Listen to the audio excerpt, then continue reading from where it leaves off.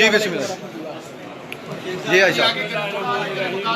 आज हम सियालकोट से अपनी टीम लेकर उस्ताद गुलजार की दावत पर यहाँ आए हैं। हमारी तमाम बाजियाँ खुश लाफी के साथ तय हो चुकी हैं। मुझे उम्मीद है कि शेख गुलजार माजी की तरीक नहीं दोहराएंगे और इंशाल्लाह इनको मज़ा आएगा। हमने बेहतरीन टीम मैदान में तारी है, जो किस्मत की बात है। इंशाल्लाह मज़ा आएगा आप लोगों को, आप सियालकोटियों को याद करेंगे। हम पहले भी गुजरांवाले में बाजियाँ लगा चुके हैं, हमारे प्लेयर खेल चुके हैं यहाँ पे। इंशाल्लाह आप भी खेलेंगे, आपको मज़ा आएगा। हमारे बहुत अच्छे प्लेयर हैं और सब पंजाब में अच्छी कारकर्दगी दिखा चुके हैं। अच्छे रिकॉर्ड हैं इनके मौजूद है। ये 3-3 4-4 मरतबा चैंपियन पंजाब रह चुके हैं और पंजाब में बहुत बड़े प्लेयरों को शिकस्त भी दे चुके हैं। इंशाल्लाह ताला बहुत मज़ा आएगा आपको। मेरी मेहरबानी गुलजार साहब से रिक्वेस्ट करूँगा कि आगा के लिए इस तरह की वीडियो से ज़रा परहेज करें ताकि हम भी जवाबी कार्रवाई ना कर सकें। उस्ताद जी एक उस्ताद महमूद बूटी साहब एक छोटी जी गल तुसीं सवाल कीता कि माजी भी अपनी नहीं दोहराएंगे शेख गुलजार साहब, उन्होंने की किया तरह वादिया तौर पे कर देना। उन्होंने सबसे पहले मुझे ये कहा था कि आप घर घर जाकर चंदे इकट्ठी मेरे लिए कर रहे हैं। भाई साहब छड्डो जी उस्ताद जी गल्ला ना है, सवाल ना करो बस मजबूरी लाके गल्ला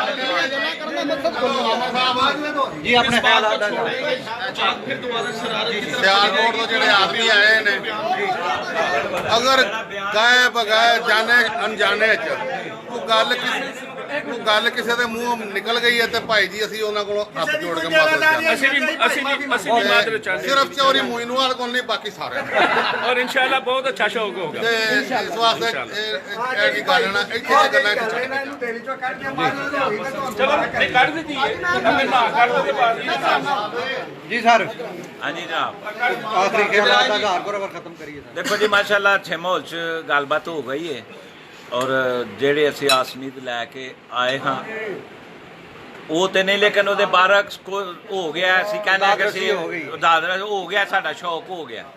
असी शौक करन आए सा उन्होंने एक अच्छा साढ़े नाल कीता कि साडी गल नूं मान लिया तो असी शुक्रगुजार हाँ कि उन्होंने बड़ा अच्छा साढ़े नाल शौक कर लिया। उम्मीद करांगे कि जिस तरह बाजियां लगियां ने शौक भी इस तरह ही अच्छा होगा इंशाल्लाह। सर सिर्फ बाइंड जो है ना वो जो छतें हैं इनकी भी और जो सियालकोट से छतें एक दफ़ा दोबारा शेख साहब तुसी जनाब बाजी ਤੁਹਾਡੀ ਲੱਗ ਗਈ और बड़े अच्छे अंदाज ਨਾਲ ਲੱਗ ਗਈ। ਛੋਟੀਆਂ ਮੋਟੀਆਂ ਗੱਲਾਂ ਜਿਹੜੀਆਂ ਨੇ ਉਹਦੇ ਕੱਟ 'ਚ ਚੱਲਦੀਆਂ ਨੇ। नहीं माशाल्लाह देखो जी मैं तो बहुत खुश हाँ कि सानू जो माशाल्लाह बहुत अच्छे भाई मेरे ने शौक करने वास्ते ते उन्होंने साढ़े नाल किसी किस्म का कोई तकरार नहीं, कोई बहस नहीं, कोई मेहना नहीं। मेरा ख्याल है कि जिस तरह के मुकाबले तय होने चाहिए ने उस तरह ही मुकाबले तय हुए हैं।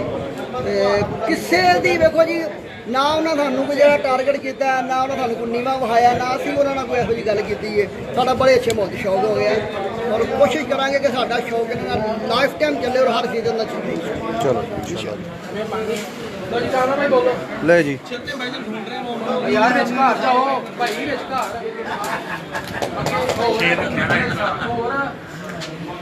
अपने ख्यालात का आधार करने जनाब करो प्यार प्यार वाला प्यार वाले करना शौक है नोक चोक ना है तो शौक नहीं ये नोक टोक का आदमी है जी फाइनल माशाल्लाह जी 6-6 छत्ता की बाजी तय हो गई है, मुकाबला तय हो गया। बाकी जो असी सोच के आए हैं साढ़े रमान पूरे नहीं हो सकते। जेड़े रमान लैके आए थे लैके वापस ही जा रहे दिल के रमान सुनो। अच्छा जी सही जवाब है। ये जो मुकाबले सियालकोट गुजरांवाला के तय हुए हैं ये 6-6 छतें एक दूसरे के मुकाबले और जो 6 छतों में सियालकोट की तरफ से जो छतें हैं उनमें उस्ताद मलिक आदिल अवान साहब, उस्ताद चौहान साहब गुना से, हो गई वो मैं उस्ताद मोइन नवाज साहब, उस्ताद हसन शाह छत इमरान भट्ट और छठी छत है जी उस्ताद शुएब जट। जबकि गुजरांवाला उस्ताद शेख गुलजार साहब ने जो छतें लिखवाई हैं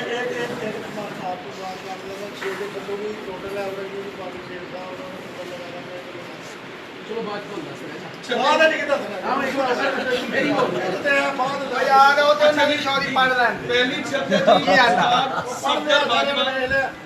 बशारत महर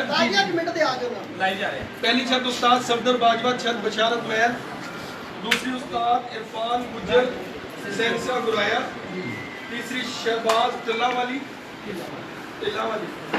उस्ताद चौधरी नवीद खरल साहब, उस्ताद शेख गुलजार वनियावाला और उस्ताद आसिम आजम पहलवान। ये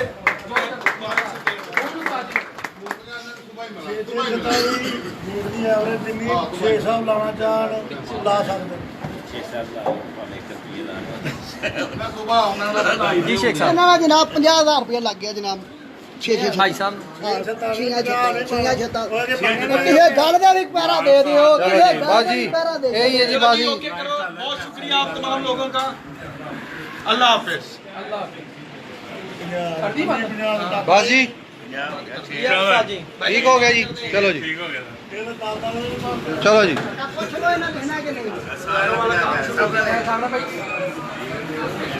चलो जी उठो फिर।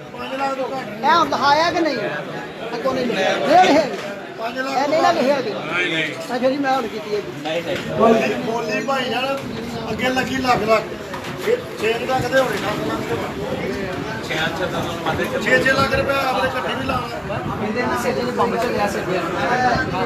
चलो जी ये कट अब ख़त्म हो गया। बाजियाँ लग गई हैं जेठ 2021 की। 6 छत्ते दोनों ग्रुपों ने दी हैं और 9 दिन की टोटल एवरेज की बाजी है जी। ਅਸੀਂ ਇਹ ਕਹਿੰਦੇ